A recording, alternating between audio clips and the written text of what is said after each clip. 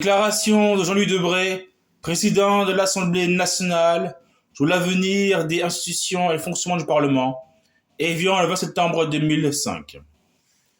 Je voudrais évoquer avec vous la question de l'avenir de nos institutions et plus particulièrement celle du fonctionnement de nos assemblées.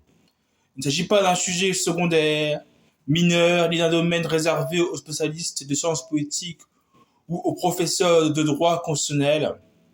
Bien au contraire, le problème de nos institutions, de la perception de leur fonctionnement par nos concitoyens est au cœur des débats sur notre société et nous concerne directement.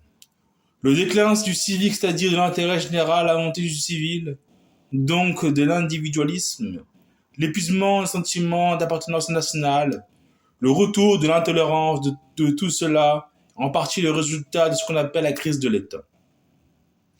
Lorsque l'État montre ses faiblesses, démontre son impuissance, lorsqu'il est incapable d'être la clé de voûte d'une communauté de destin, surgit alors une société repliée sur elle-même, où la demande communautaire et l'exigence de prise en compte de particularismes locaux se font de plus en plus fortes.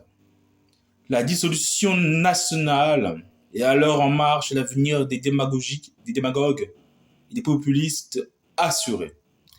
La modification constante de nos rapports avec la société nous incite elle aussi heureusement à la réflexion.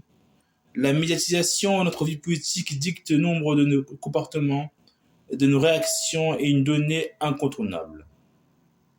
Les frontières idéologiques sont plus diffusées et peut-être moins lisibles que par le passé.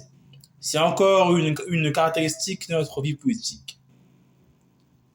Le regard parfois très critique que portent nos concitoyens sur les politiques nous condamne, et c'est une bonne chose à toujours rendre plus compréhensible notre action.